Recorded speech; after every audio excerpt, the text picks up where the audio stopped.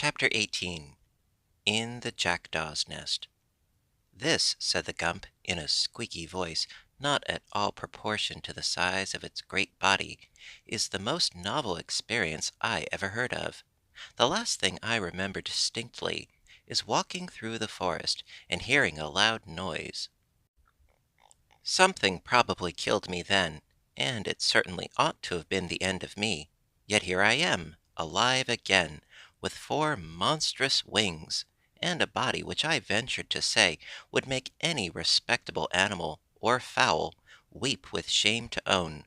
What does it all mean? Am I a Gump, or am I a Juggernaut?"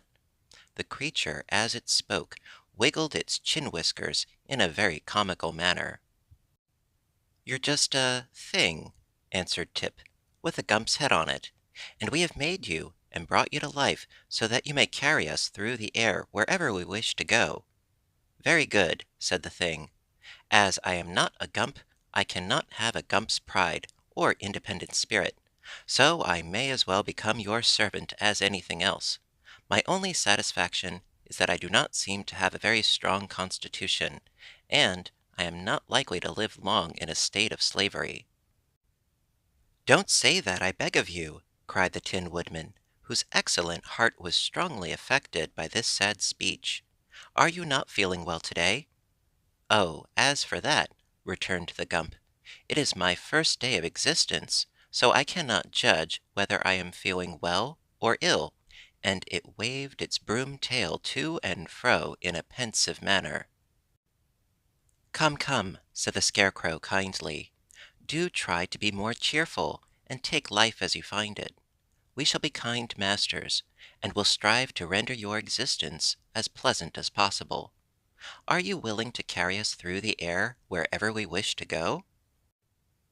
"Certainly," answered the Gump. "I greatly prefer to navigate the air, for should I travel on the earth and meet with one of my own species, my embarrassment would be something awful." "I can appreciate that," said the Tin Woodman sympathetically. "And yet," continued the thing, "when I carefully look you over, my masters, none of you seems to be constructed much more artistically than I am." "Appearances are deceitful," said the Wogglebug earnestly. "I am both highly magnified and thoroughly educated." "Indeed," murmured the Gump indifferently. "And my brains are considered remarkably rare specimens," added the Scarecrow proudly. "How strange," remarked the Gump. "Although I am of tin," said the Woodman, "I own a heart altogether the warmest and most admirable in the whole world." "I am delighted to hear it," replied the Gump, with a slight cough. "My smile," said Jack Pumpkinhead, "is worthy your best attention. It is always the same." "Semper idem," explained the Wogglebug pompously, and the Gump turned to stare at him. "And I," declared the Sawhorse, filling in an awkward pause, "am only remarkable because I can't help it." "I am proud indeed to meet with such exceptional masters," said the Gump in a careless tone. "If I could but secure so complete an introduction to myself, I would be more than satisfied." "That will come in time," remarked the Scarecrow. "To know thyself is considered quite an accomplishment, which it has taken us, who are your elders, months to perfect. But now," he added, turning to the others, "let us get aboard and start upon our journey." "Where shall we go?" asked Tip as he clambered to a seat on the sofas and assisted the Pumpkinhead to follow him. "In the South Country rules a very delightful queen called Glinda the Good, who I am sure will gladly receive us," said the Scarecrow, getting into the thing clumsily. "Let us go to her and ask her advice." "That is very cleverly thought of," declared Nick Chopper, giving the Wogglebug a boost, and then toppling the Sawhorse into the rear end of the cushioned seats. "I know Glinda the Good, and believe she will prove a good friend indeed." "Are we all ready?" asked the boy. "Yes," announced the Tin Woodman, seating himself beside the Scarecrow. "Then," said Tip, addressing the Gump, "be kind enough to fly with us to the southward. and do not go higher than to escape the houses and trees, for it makes me dizzy to be up so far." "All right," answered the Gump briefly. It flopped its four huge wings and rose slowly into the air, and then, while our little band of adventurers clung to the backs and sides of the sofas for support, the Gump turned toward the south and soared swiftly and majestically away. "The scenic effect from this altitude is marvelous," commented the educated Wogglebug as they rode along. "Never mind the scenery," said the Scarecrow. "Hold on tight, or you may get a tumble. The thing seems to rock badly." "It will be dark soon," said Tip, observing that the sun was low on the horizon. "Perhaps we should have waited until morning. I wonder if the Gump can fly in the night." "I've been wondering that myself," returned the Gump quietly. "You see, this is a new experience to me. I used to have legs that carried me swiftly over the ground, but now my legs feel as if they were asleep." "They are," said Tip. "We didn't bring 'em to life." "You're expected to fly," explained the Scarecrow, "not to walk." "We can walk ourselves," said the Wogglebug. "I begin to understand what is required of me," remarked the Gump. "So I will do my best to please you." And he flew on for a time in silence. Presently Jack Pumpkinhead became uneasy. "I wonder if riding through the air is liable to spoil pumpkins," he said. "Not unless you carelessly drop your head over the side," answered the Wogglebug. "In that event your head would no longer be a pumpkin, for it would become a squash." "Have I not asked you to restrain these unfeeling jokes?" demanded Tip, looking at the Wogglebug with a severe expression. "You have, and I've restrained a good many of them," replied the insect. "But there are opportunities for so many excellent puns in our language that, to an educated person like myself, the temptation to express them is almost irresistible." "People with more or less education discovered those puns centuries ago," said Tip. "Are you sure?" asked the Wogglebug, with a startled look. "Of course I am," answered the boy. "An educated Wogglebug may be a new thing, but a Wogglebug education is as old as the hills, judging from the display you make of it." The insect seemed much impressed by this remark, and for a time maintained a meek silence. The Scarecrow, in shifting his seat, saw upon the cushions the pepper box which Tip had cast aside, and began to examine it. "Throw it overboard," said the boy. "It is quite empty now, and there's no use keeping it."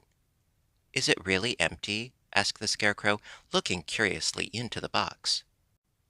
"Of course it is," answered Tip. "I shook out every grain of the powder." "Then the box has two bottoms," answered the Scarecrow, "for the bottom on the inside is fully an inch away from the bottom on the outside." "Let me see," said the Tin Woodman, taking the box from his friend. "Yes," he declared, after looking it over, "the thing certainly has a false bottom. Now, I wonder what that is for." "Can't you get it apart and find out?" inquired Tip, now quite interested in the mystery. "Why, yes, the lower bottom unscrews," said the Tin Woodman. "My fingers are rather stiff. Please see if you can open it." He handed the pepper box to Tip, who had no difficulty in unscrewing the bottom, and in the cavity below were three silver pills, with a carefully folded paper lying underneath them. This paper the boy proceeded to unfold, taking care not to spill the pills, and found several lines clearly written in red ink. "Read it aloud," said the Scarecrow, so Tip read as follows: "Dr. Nicodick's celebrated wishing pills. Directions for use: swallow one pill, count 17 by twos, then make a wish. The wish will immediately be granted. Caution: keep in a dry and dark place." "Why, this is a very valuable discovery," cried the Scarecrow. "It is indeed," replied Tip gravely. "These pills may be of great use to us. I wonder if old Mombi knew they were in the bottom of the pepper box. I remember hearing her say that she got the powder of life from this same Nicodick." He must be a powerful sorcerer, exclaimed the Tin Woodman, and since the powder proved a success, we ought to have confidence in the pills. But how, asked the Scarecrow, can anyone count 17 by twos? 17 is an odd number. That is true, replied Tip, greatly disappointed. No one can possibly count 17 by twos. Then the pills are of no use to us, wailed the Pumpkinhead, and this fact overwhelms me with grief, for I had intended wishing that my head would never spoil. Nonsense, said the Scarecrow sharply. If we could use the pills at all, we would make far better wishes than that. I do not see how anything could be better, protested poor Jack. If you were liable to spoil at any time, you could understand my anxiety. For my part, said the Tin Woodman, I sympathize with you in every respect. But since we cannot count 17 by twos, sympathy is all you are liable to get. By this time it had become quite dark, and the voyagers found above them a cloudy sky, through which the rays of the moon could not penetrate. The Gump flew steadily on, and for some reason the huge sofa body rocked more and more dizzily every hour. The Woggle-Bug declared he was seasick, and Tip was also pale and somewhat distressed, but the others clung to the backs of the sofas and did not seem to mind the motion as long as they were not tipped out. Darker and darker grew the night, and on sped the Gump through the black heavens.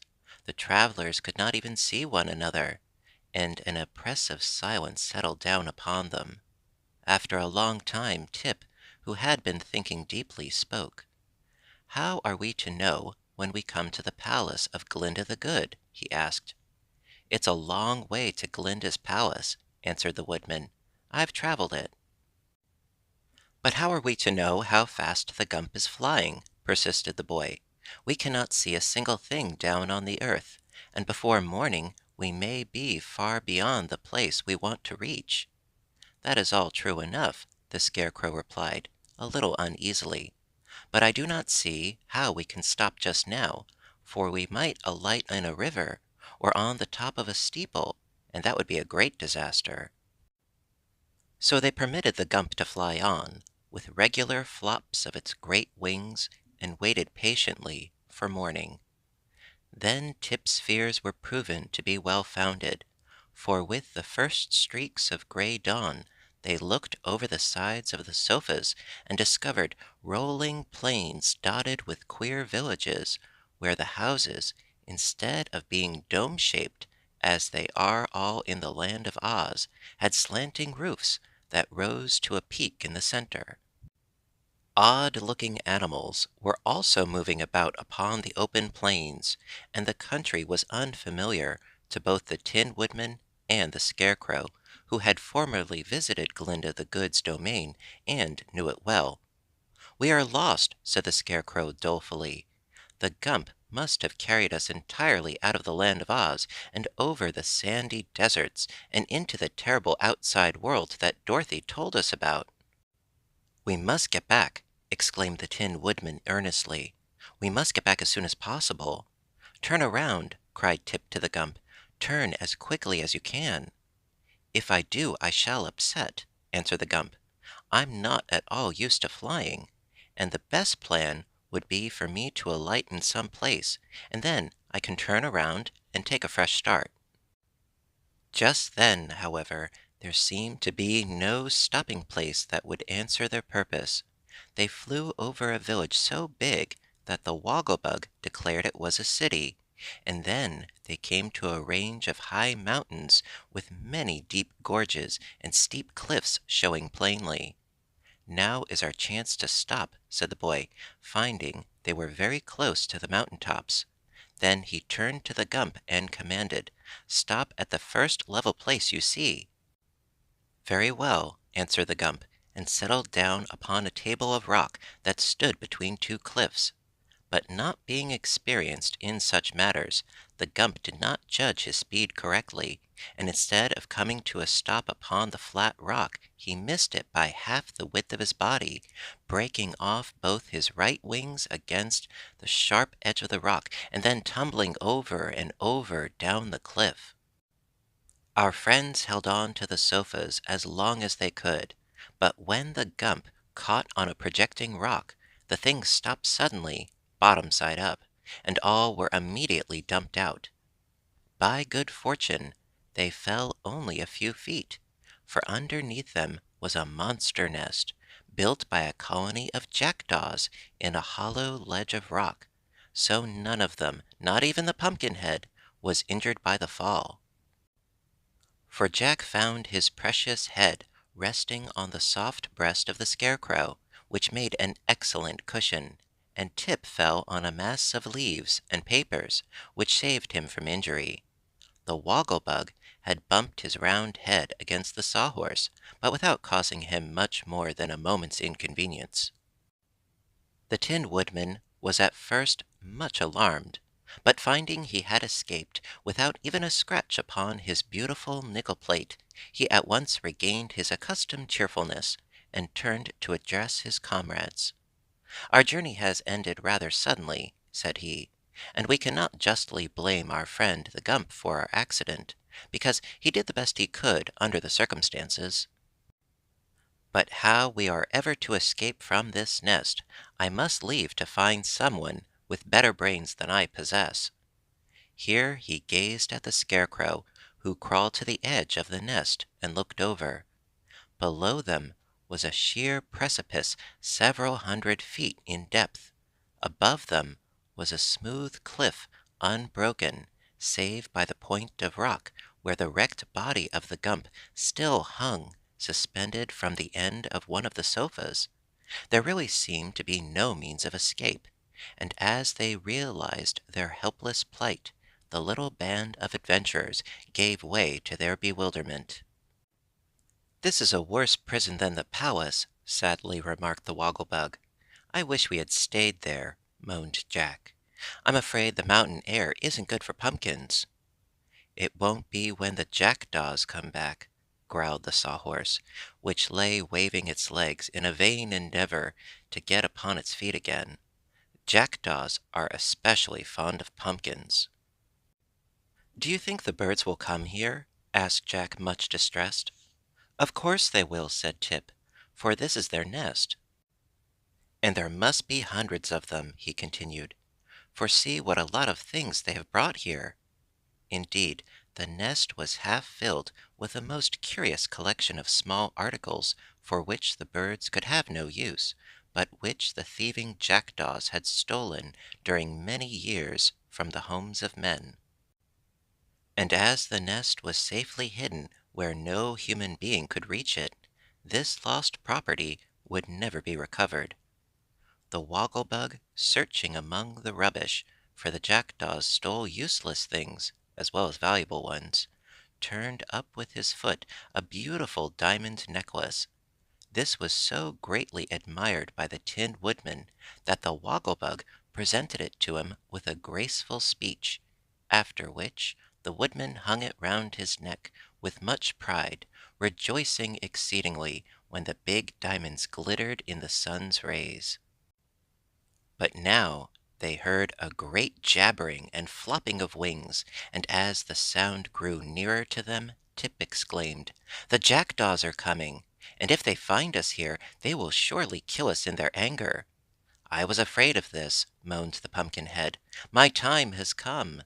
"And mine also," said the Woggle-Bug, "for jackdaws are the greatest enemies of my race." The others were not at all afraid, but the Scarecrow at once decided to save those of the party who were liable to be injured by the angry birds.